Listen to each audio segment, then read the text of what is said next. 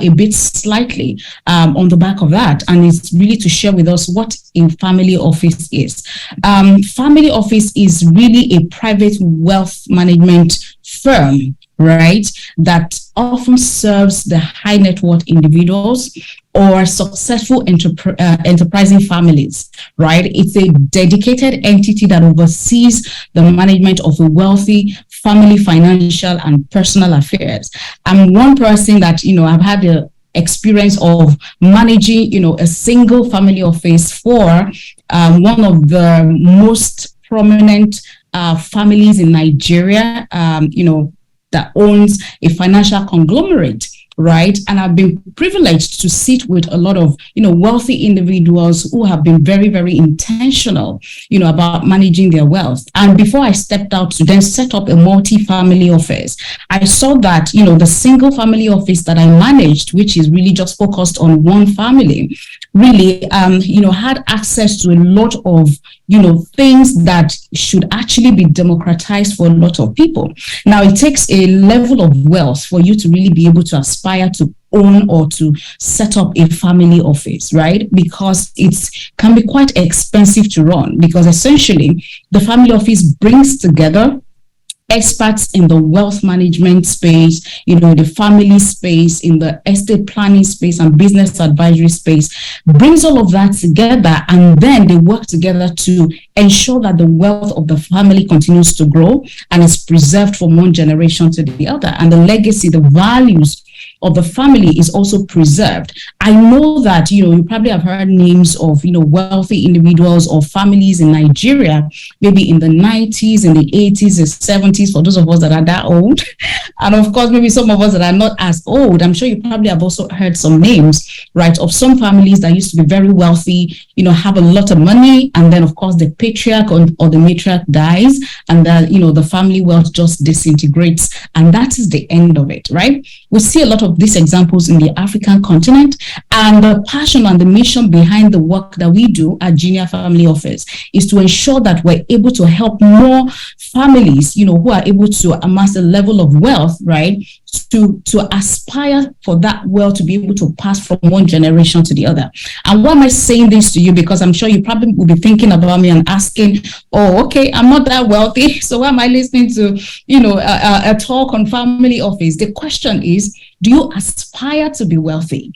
If you aspire to be wealthy and to do a world of good in the society and be able to live a life of impact that continues to speak after you are gone, then you should think about an intentional way to manage that wealth. And that is why you would think about the family office structure that allows you to manage not just the business. For instance, if you're running a business and that business is the vehicle through which you're creating, your wealth, right, or you're working, whatever it is that you do that brings you money, or that you are using as a basis for creating the wealth, or the vehicle for creating the wealth, whatever it is that you're doing, you want to leverage the service of a family office to ensure that all of that is put together in a way that allows you for intentional management of that money, and then you can easily transfer it in a seamless way to the next generation. And now, closely, related to the idea of using a family office structure to manage your wealth is the idea of succession planning as well, right? Why is succession planning even important? It's important because it actually helps you to ensure the smooth transition of all of your assets. Abiola has talked to us about, the property, the real estate asset class, and there are many more asset classes that you can obviously invest in, right? There are alternative investments, there are fixed income type investments, there are real assets, financial assets, different types of assets that you can, decide to invest your money into and build wealth, right? Now, the question then is, how do you ensure that you are investing the right way? How do you ensure that you are using the right vehicles for the purpose of investing? How do you ensure that you're able to manage your investments in a way that you are maximizing the returns that you're supposed to be making on those investments? Now, beyond just making the investment, one thing that a lot of us don't think about when we're making investment, because we're so passionate, we're aspirational, we really want to be able to do a lot with our money. What we don't think about is what is going to happen, right, if we want to transition or transfer that wealth or that assets, right, to our children. or whoever the beneficiaries of our assets are, right? And so a lot of people don't really take time to think through, what sort of structures are the best for them to be able to enter into those investments that they are taking. Have they entered into, partnerships or joint ventures that will prevent them to be able to transfer ownership to another person? Have you signed agreements and there are clauses that prevent you to be able to transfer ownership? Or how seamless is it if you have to transfer ownership of your asset? And then, of course, some of these things can also expose the family or expose you as an individual to huge, very significant tax exposure at a point where you're transferring, or whether you even choose to sell, whichever the case is, whatever the exit plan is for you. So all of these things are the things that a family office would typically look after and ensure that you are doing your investing the right way. You are building your wealth the right way. Your wealth is being managed properly, and the returns on your asset are also being sweated. Like your assets are being sweated to give you the right level of return that is possible. Now, what are the benefits of a family office? I've said to you that a family office is basically a private wealth management vehicle, or a firm or a company, right, that serves the affluent, that serves the wealthy woman, the wealthy man, the wealthy family. And all they do is to oversee the management of all your financial affairs, all your personal affairs, all your family affairs, as it were, right? And of course, your business affairs as well. So what are the benefits, right, of a family office? A family office actually helps you in terms of consolidating your wealth management. Typically, a lot of us, when we want to do our investment, we approach different private wealth managers, right? These private wealth managers, who are probably, people that work for asset management companies, or they work for banks, right? Different financial institutions. They sell us their products, right? They're always out to sell their products to us, but nobody really particularly sits with you to ensure that this investment you're doing, every part of your family life and whatever it is that you're doing in your business, all ties together. And that is what a family office does. We have a holistic approach to wealth management, and we're able to consolidate all your wealth management endeavors, initiatives. So if you've invested in real estate on one hand, and you've invested in fixed income or Eurobond and different types of asset classes, right? You've invested in all of those sort of assets, and maybe even stocks, right? Many times these investments are done in piecemeal, right? And whoever it is that is managing your real estate portfolio probably doesn't know about all the other investments that you've done. So they will advise you based on all that they see, which is really all the investment portfolio that they see. They do not know what other asset classes that you have. They do not know why you should make certain decisions and why you shouldn't make certain decisions, because they don't have the benefit of a holistic view of your wealth portfolio. Now, a family office does that. We're able to consolidate all of that together, streamline your financial affairs, and centralize your decision making. I went for a program yesterday by Access UK. It was actually interestingly a property event where they're talking about the mortgage opportunities that they have for people in the Nigerian market. So I could relate a lot with what Abiola was saying, right? And I met somebody who was telling me, all the tales of woes and how, a lot of our interaction with financial institutions just seem like all they provide is just the plain vanilla thing. Oh, bring your money, let's just help you to invest it and all of that. And she's looking for more, right? And I said to her, everybody really out there is out to sell you something. It's really somebody that sits with you to understand where you are in your, in your life, like, the season of your life, and then what it is that you're aspiring to in the future, especially as you plan for the next generation, that can actually help you to piece things together and help you to make wholesome decisions when it comes to wealth management. And that is what a family office does. Number two is enhanced privacy and confidentiality. If you have significant wealth, I'm sure you don't want all your matters, all out there. And you don't even want, a situation whereby people stumble on, your financial matters, and you run the risk of it being exposed. So usually, affluent families, wealthy families usually want dedicated team, right, to manage their wealth and to maintain confidentiality. Like I said to you, I set up and I ran a single family office before, and now I run a multi-family office with another partner of mine. And together, we serve multiple families. Now, what the experience has taught us is the fact that everybody still wants to have that one-on-one feel, right? Where they feel like, all the people you're serving is just us. And that is the experience that we give.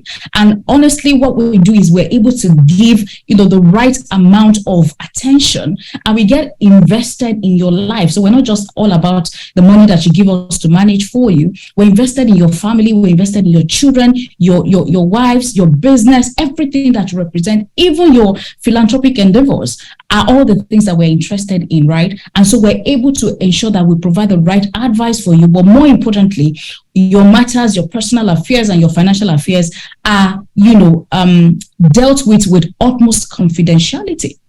And then another benefit also is the fact that we're able to provide you customized investment strategies. Remember, I said to you, just moving from one place to the other and investing with different types of, wealth management firms, right, could mean that all you have, right, is what they have to offer, really, because they've created their products and all they want to do is they want to sell their product, right? So all they can do is they will try and see how they can, advise you on which of their products to buy. But again, at the end of the day, you can only pick from what they have.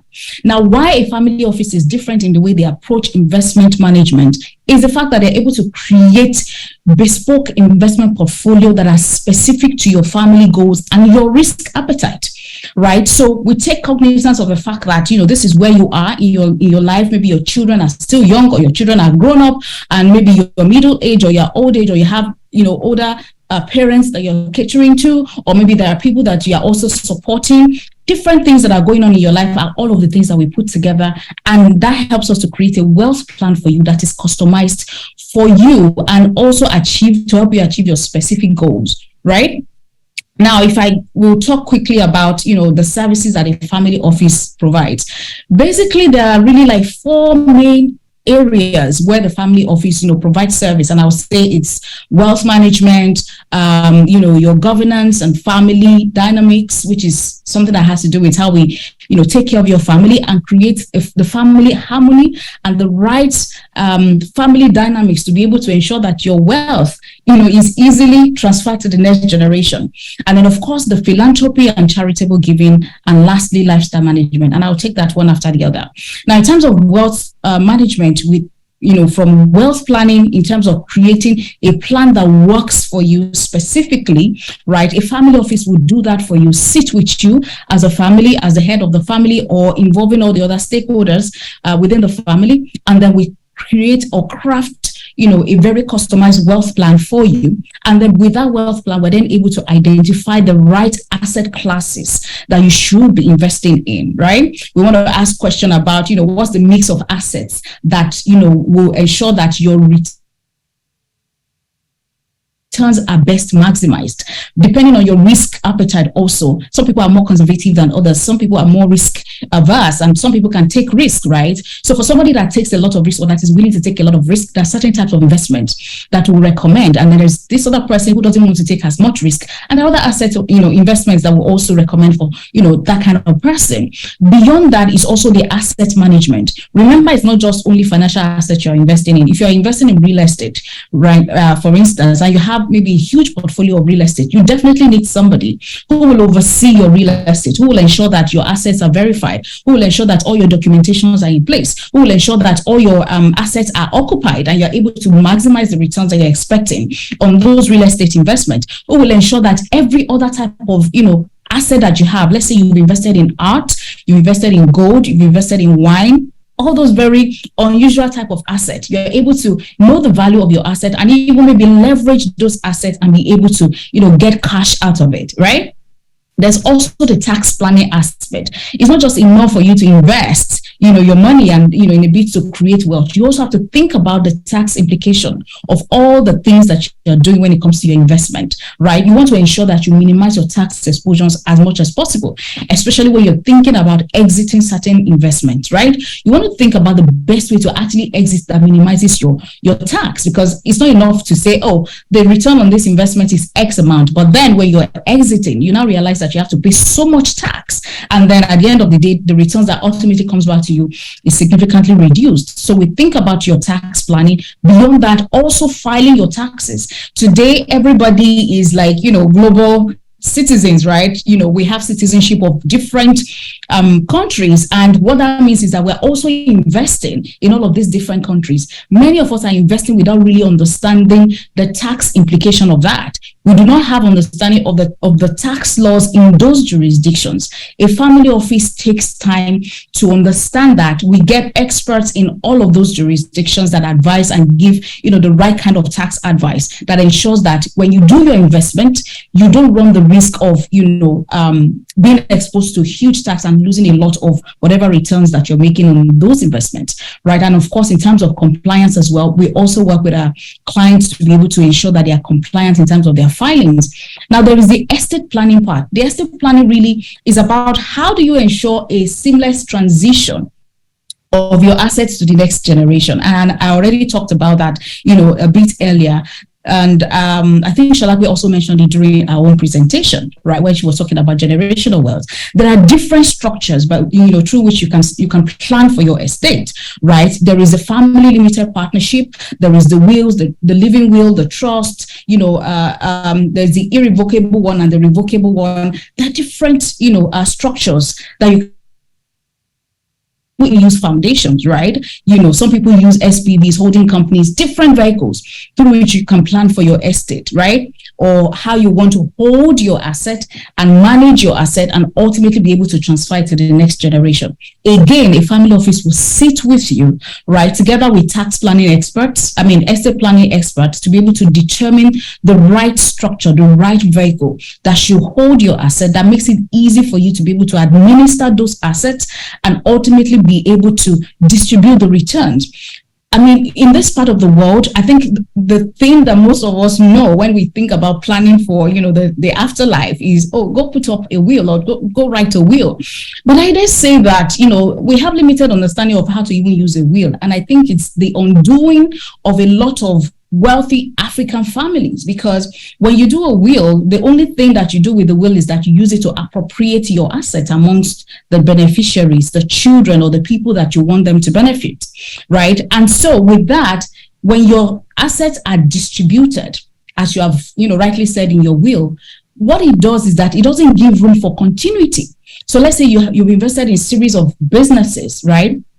And then you've in your will indicated who those businesses should be assigned to and all of that. Because you have people who are probably not sold out on the idea of continuing to run that business, what will happen is that everybody just takes their portion of the will that has been allocated to them, and they want to realize it and move on.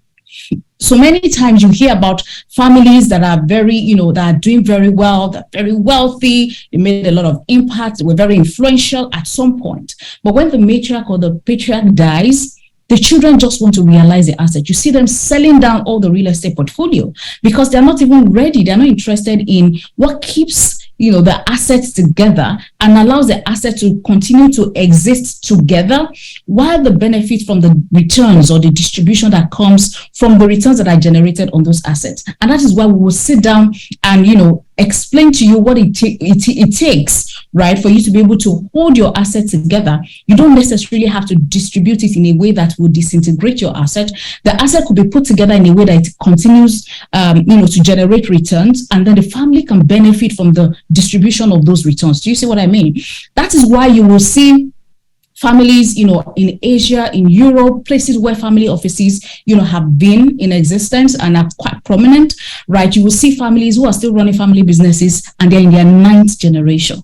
They're in their 16th generation. How is that possible? The only way that is possible is that you are able to create a structure that continues to manage your business, that continues to manage your affairs, your wealth, and everything together as a whole, right? And then your family can continue to benefit from whatever returns that are generated from that, wealth portfolio, right? So those are the things that you definitely consider when you think about your estate planning. Of course, there's the risk management aspect of it, and time will not permit me to say a lot about that. But honestly, every investment that you're doing, every wealth management activity has risk in it. And those are things that you definitely want to sit back and look at, the risk return of every investment activity that you're doing. as a richer woman or a wealthy woman. I talked about the governance and the family dynamics, which is also another area that a family office will typically offer its service. It's not enough that your wealth is properly managed. If the family is disorganized, if the family is in disarray, if there is no harmony within the family, you will find that it is going to be difficult to be able to pass your wealth from one generation to the other, because people will not agree. People will have different views about how things should be done. And so it is important for you, while you are still alive, to put the right family governance framework in place. In fact, I call it the family Bible, where you say exactly what should be in your family, where you document the family values and the legacies that you want to ensure is passed on from one generation to the other. You literally write your family story. A lot of us don't even know our roots. Our kids are giving birth to abroad. They've all gone to school abroad. They're living abroad. They don't have the opportunity to come back home and even know where they were given birth to. And they don't know the stories, that preceded them and their fathers and their, fathers' fathers, right? So it's important that you're able to put in place that family governance framework that says, this is how our family is. This is what we do as a family. These are the kind of things we must invest in. These are the kind of things we must never invest in. These are the causes that we support. And these are the kind of things we do not support, right? And so it's important when you think about everything holistically, from your wealth to your legacy to your business to everything that you've done in your lifetime. You want to ensure that you have created the blueprint of how that is going to be managed from one generation to the other, and that just passes down, from one generation to the other after you're done, you're gone, right?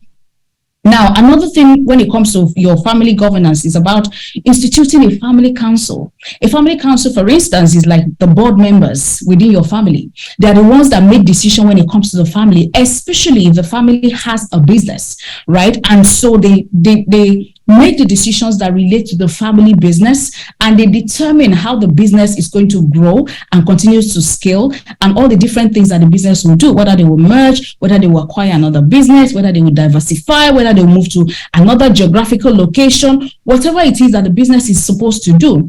This council, these people that will be, identified within the family, are the people that will sit, regularly and think about all of that and make those decisions. And then they will then intermediate with the businesses, right? Because again, you cannot take it for granted that everybody, in your family would be interested in running the family business when you decide to step back. It's not taking for granted that your kids will be interested in running your business, right? So I've told my clients a lot of that, those that still feel like, oh, I'm planning and I'm doing this so that my children can take it up. The truth is that there's no guarantee. A lot of our kids are all over the world doing amazing things, and they have more career options, and they may just not be interested in running the family business. That's the more reason you should put in place a structure that ensures that your business continues to run, whether or not your children want to run the business. Right? And so putting in place a family council and constituting that helps you to be able to, put that governing body within the family that determines what happened to the family business. And it's very, very important. Now, there is also the family assembly and retreat, which the family office facilitates. Now, what this does is that, you want to be able to create a sense of your togetherness within the family. You want to foster team bonding, right? You want to create that family harmony. You want to ensure that everybody is on the same page. They understand the family values. They're working with the same family vision. And there is alignment, in terms of decision making. And so the family office will often facilitate what is called family assemblies, where the family will gather maybe once a year or twice a year.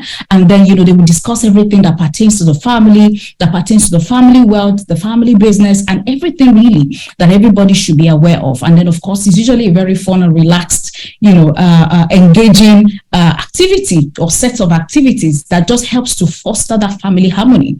And it's important because many families that you've seen that their wealth has disintegrated after the patriarch has gone is usually because there is no alignment in the family. There is no harmony. People are not seeing eye to eye. People don't agree on a lot of things, right? So you want to ensure that that is in place even before you're gone, to ensure that, the possibility of your family coming together or being together and things continuing to move from one generation to the other is also preserved.